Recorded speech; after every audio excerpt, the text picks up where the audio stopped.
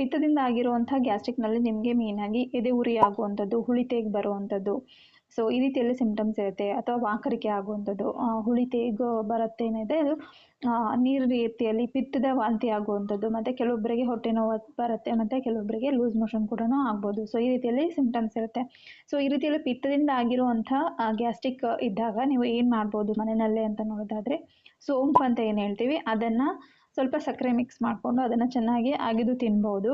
ಅಥವಾ ಅದನ್ನು ಜೀರಿಗೆ ಮತ್ತು ಸೋಂಪು ಎರಡನ್ನು ಮಿಕ್ಸ್ ಮಾಡಿ ಕಷಾಯ ಮಾಡಿಕೊಂಡು ಹರ್ಬಲ್ ಟೀ ಥರ ಸಿಪ್ ಬೈ ಸಿಪ್ ಕುಡಿಯೋದ್ರಿಂದನೂ ಕೂಡ ನಿಮಗೆ ಈ ಸಿಂಪ್ಟಮ್ಸ್ಗಳು ಕಡಿಮೆ ಆಗುತ್ತೆ. ಸೊ ನಿಮಗೆ ಪದೇ ಪದೇ ಈ ರೀತಿಯಲ್ಲಿ ಆಗ್ತಿದೆ ಅಂತಂದರೆ ನಿಮ್ಮ ಫುಡ್ನಲ್ಲಿ ನೀವು ಕೆಲವೊಂದು ಚೇಂಜಸನ್ನು ಮಾಡ್ಕೋಬೇಕಾಗತ್ತೆ. ನೀವು ಚೆನ್ನಾಗಿ ನೀರು ಕುಡಿಯುವಂಥದ್ದು, ಮತ್ತು ಹಣ್ಣು ತರಕಾರಿಗಳನ್ನು ಸೇವಿಸೋದು. ಈ ರೀತಿಯಲ್ಲಿ ಹಣ್ಣು ತರಕಾರಿಗಳನ್ನು ಸೇವಿಸಿದಾಗ ಬಾಡಿಯಲ್ಲಿ ತಂತಾನೇ ಪಿತ್ತದ ಅಂಶ ಕಡಿಮೆ ಆಗ್ತಾ ಬರುತ್ತೆ. ಸೊ ಈ ರೀತಿಯಲ್ಲಿ ನೀವು ಫ್ರೂಟ್ಸ್ ಮತ್ತು ವೆಜಿಟೇಬಲ್ಸ್ನ ಸಾಕಷ್ಟು ಪ್ರಮಾಣದಲ್ಲಿ ಇನ್ಕ್ಲೂಡ್ ಮಾಡ್ಕೋಬೇಕಾಗತ್ತೆ. ಅದಲ್ದಿರ ನೀವು ರಾತ್ರಿ ಒಣ ದ್ರಾಕ್ಷಿಯನ್ನು ನೆನೆಸಿಟ್ಟು ಬೆಳಗ್ಗೆ ಖಾಲಿ ಹೊಟ್ಟೆಲಿ ಜಗಿದು ತಿನ್ನೋದ್ರಿಂದ ಪಿತ್ತವನ್ನು ಅದು ಹೊರಹಾಕತ್ತೆ. ಸೊ ಇದರಿಂದನೂ ಕೂಡ ನಿಮಗೆ ಪಿತ್ತದಿಂದ ಉಂಟಾಗುವಂಥ ಗ್ಯಾಸ್ಟ್ರಿಕ್ನ ನೀವು ಕಡಿಮೆ ಮಾಡ್ಕೊಳ್ಬೋದು.